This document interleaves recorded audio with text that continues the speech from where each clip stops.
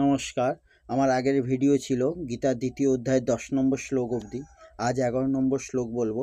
11 নম্বর শ্লোক সংস্কৃতে বলা হয়েছে, শ্রী ভগবান উবাচ অশোচন্ন অন্নশোচ তং প্রজ্ঞাবাদাংশ্চ ভাসসে গতাসূন গতাসুংশ্চ নানু শোচন্তি পণ্ডিতা। এর অনুবাদ হচ্ছে, শ্রী ভগবান বললেন, যাদের জন্য শোক করা উচিত নয় তাদের জন্য তুমি শোক করছো, আবার পণ্ডিতদের মতো কথা বলছো, কিন্তু পণ্ডিতগণ মৃত অথবা জীবিত কারোর জন্য কোনো শোক করেন না। এর ব্যাখ্যা হলো, মানুষের শোক তখন হয় যখন সে জগতের প্রাণী ও পদার্থগুলিকে দুই ভাগে ভাগ করে নেয়। সে দুটি হলো, এগুলি আমার এবং ওগুলি আমার নয়, বা এরা আমার নিজের আত্মীয় স্বজন এবং ওরা আমার নিজের কেউ নয়, কিংবা এরা আমার সমাজের, ওরা আমার সমাজের কেউ নয়, এরা আমার আশ্রমের আর এরা আমার আশ্রমের নয়, এরা আমার পক্ষের আর ওরা আমার পক্ষের নয়। যারা আমাদের, তাদের মমতা, কামনা, ভালোবাসা, আসক্তি জন্মায়। এই মমতা, কামনা ইত্যাদির জন্যই শোক, চিন্তা, ভয়, উদ্বেগ ইত্যাদি দোষ উৎপন্ন হয়। এমন কোনো দোষ বা অনর্থ নেই যা মমতা, কামনা ইত্যাদি থেকে জন্মায় না। এটি হলো সিদ্ধান্ত। গীতার প্রথমেই ধৃতরাষ্ট্র জিজ্ঞাসা করেছেন, আমার এবং পাণ্ডুর পুত্রগণ যুদ্ধস্থলে কি করছে? যদিও পাণ্ডবগণ ধৃতরাষ্ট্রকে পিতার থেকে অধিক শ্রদ্ধা করতেন, কিন্তু ধৃতরাষ্ট্রের নিজ পুত্রদের ওপর অধিক মমতা ছিল। তাই তার মনে এরূপ পক্ষপাতিত্ব ছিল যে এরা আমার এবং ওরা আমার নয়। মমত্ববোধ অর্জুনের মধ্যেও ছিল, কিন্তু অর্জুনের মমত্ববোধ ধৃতরাষ্ট্রের মতো ছিল না। অর্জুনের মধ্যে ধৃতরাষ্ট্রের মতো পক্ষপাতিত্ব ছিল না। তাই তিনি সকলকেই আত্মীয় মনে করেছেন, দিষ্টেমং স্বজনম, এবং দুর্যোধনাদিকেও আত্মীয় বলে জানিয়েছেন। স্বজনং হি কথং হত্যা সুখী ন শ্যাম মাধব। এর তাৎপর্য হচ্ছে এই যে সমগ্র কুরুবংশীদের প্রতি অর্জুনের মমত্ববোধ ছিল, এবং সেই জন্যই তিনি তাদের মৃত্যুর আশঙ্কায় অর্জুন শোকমগ্ন হয়েছিলেন। এই শোক দূর করার জন্যই ভগবান অর্জুনকে গীতার উপদেশ দিয়েছিলেন, যেটি 11তম শ্লোক থেকে শুরু হয়েছে। পরিশেষে ওই শোক যে অনুচিত সেটি জানিয়েছেন। ভগবান বলেছেন, তুমি আমার শরণাগত হও এবং শোক করো না, কারণ সংসারে আশ্রয় নিলেই শোক হয়, আর ইত্যাদি অনন্যভাবে আমার শরণাগত হলে শোক, চিন্তা ইত্যাদি সব দূরে সরে যাবে। এই জগৎ সংসার মাত্রেই দুটি বিষয় থাকে, সৎ এবং অসৎ, শরীরী এবং শরীর। এই শরীর দুইয়ের মধ্যে শরীরই হচ্ছে অবিনাশী এবং শরীর হলো বিনাশী। দুটোই অসত্য। অবিনাশী কখনো বিনাশপ্রাপ্ত হয় না, তাই তার জন্য শোক করার কোনো প্রশ্নই নেই। এবং যেটি বিনাশী বা বিনাশশীল বা বিনাশপ্রাপ্ত হবেই, তা কোনো সময় স্থায়ী রূপে থাকে না, তাই তারও জন্য শোক করা চলে না। অর্থাৎ শোকগ্রস্ত হওয়া যেমন শরীরের জন্য উচিত নয়, তেমনি শরীরের জন্য উচিত নয়। শোক কেবলমাত্র মূঢ়তার কারণেই হয়ে থাকে। মানুষের জীবনে জন্ম, মৃত্যু, লাভ, ক্ষতি ইত্যাদি রূপে যে সকল পরিস্থিতির উদ্ভব হয়, তা সমস্তই প্রারব্ধ অর্থাৎ সক্রিয় কর্মের ফল। সেই অনুকূল প্রতিকূল পরিস্থিতির জন্য শোক করা বা সুখ দুঃখ অনুভব করা বা মূঢ়তা বা বোকামি।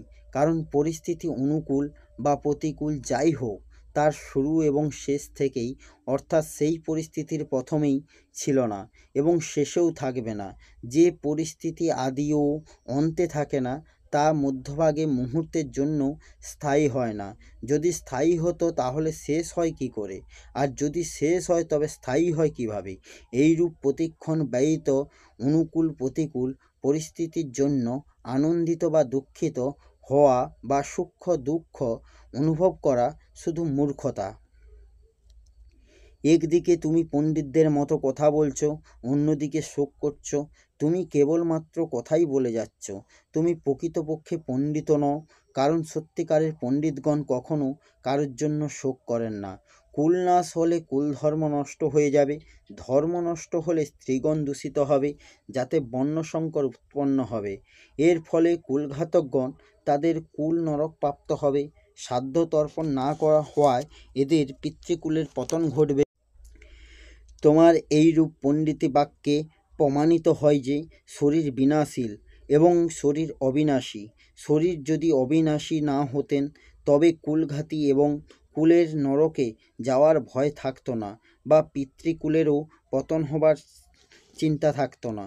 যখন তোমার কুল এবং পিতৃগণের জন্য চিন্তা হচ্ছে, তখন এই প্রমাণিত হয় যে শরীর বিনাশশীল এবং তাতে স্থিত শরীরই হচ্ছে নিত্য। সুতরাং শরীর নষ্ট হবার কথা ভেবে তোমার শোক করা কখনোই উচিত না। সকলের প্রাণবিয়োগে অসম্ভবভাবী, কিন্তু এর মধ্যে অনেকে মারা গেছে এবং যারা জীবিতরাও মারা যাবে। সুতরাং কারোর জন্যেই শোক করা উচিত না। তুমি যে শোক করছো এটি তোমার ভুল।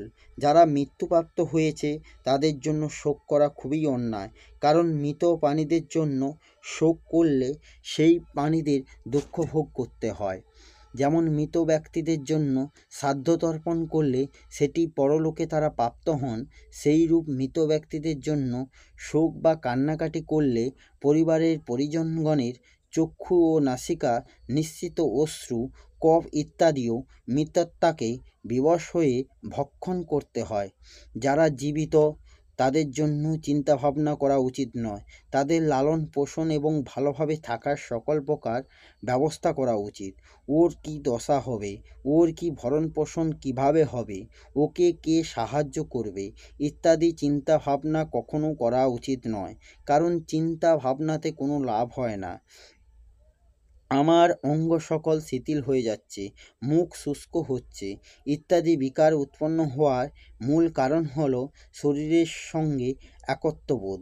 কারণ শরীরের সঙ্গে একত্ববোধ মেনে নিলেই শরীরের লালন পোষণকারীর সঙ্গে একাত্মবোধ অনুভূত হয়, এবং সেই একাত্মবোধের জন্যই আত্মীয়গণের মৃত্যুর আশঙ্কায় অর্জুনের মনে চিন্তা এবং শোক উৎপন্ন হয়েছিল, এবং এই চিন্তা ও শোকেই অর্জুনের শরীরের উপরিউক্ত বিকারটি প্রকটিত হয়েছে। ভগবান এখানে শোকের বিষয় হিসাবে এবং বলে জানিয়েছেন, যারা প্রাণত্যাগ হয়েছে তাকে গতাশূন্য, এবং যিনি এখনও জীবিত রয়েছেন তাকে অগতাশূন্য বলা হয়। শ্রাদ্ধ তর্পণ না করলে পিতৃপুরুষ পতিত হন। এটি অর্জুনের গতাশূন্য সম্বন্ধে চিন্তা, এবং যাদের জন্য আমরা রাজ্য ভোগ এবং সুখ চাই তারাই এবং সম্পত্তির মায়া পরিত্যাগ করে যুদ্ধে উপস্থিত। গতাশূন্য এবং অগতাশূন্য এই দুইয়ের জন্য কর্তব্য পালন করা চিন্তার ব্যাপার নয়। গতাশূন্যের জন্য পিণ্ডদান এবং শ্রাদ্ধ তর্পণ কর্তব্য, অগতাশূন্যের জন্য সর্বপ্রকার ব্যবস্থা ও জীবন নির্বাহের সংস্থান করা কর্তব্য। কর্তব্য পালন কোনো উদ্বেগের বিষয় নয়, বরং বিবেচনার বিষয়। বিবেচনার সাহায্যে কর্তব্যবোধ হয় এবং চিন্তায় বিবেচনা বোধ নষ্ট হয়। এই শ্লোকে নানু শোচন্তি পণ্ডিতা বলে সংস্কৃতে বলা হয়েছে। এই নানু শোচন্তি পণ্ডিতা এর অর্থ হলো সৎ ও অসৎ এই দুটির পার্থক্য যে জানে সেই বিবেকবতী বুদ্ধিকে পণ্ডা বলা হয়। পণ্ডা বিকশিত হয়েছে যার সৎ অসৎ বিষয়ে স্পষ্ট বিবেক হয়েছে, তাকে পণ্ডিত বলা হয়। এইরূপ পণ্ডিতগণ সৎ অসতের জন্য শোক করেন না, কারণ সৎকে সৎ বলে মনে করলেও শোক হয় না, এবং অসৎকে অসৎ বলে মনে করলেও শোক হয় না। স্বস্বরূপ স্বয়ং সৎস্বরূপ আর পরিবর্তনশীল শরীর অসৎ স্বরূপ অসৎকে সৎ বলে মনে করলেই শোক উৎপন্ন হয়। অর্থাৎ এটি শরীর ইত্যাদি এরূপই যেন থাকে, কখনো যেন না নষ্ট হয়, এরূপ ধারণা পোষণ করলেই শোক হয়।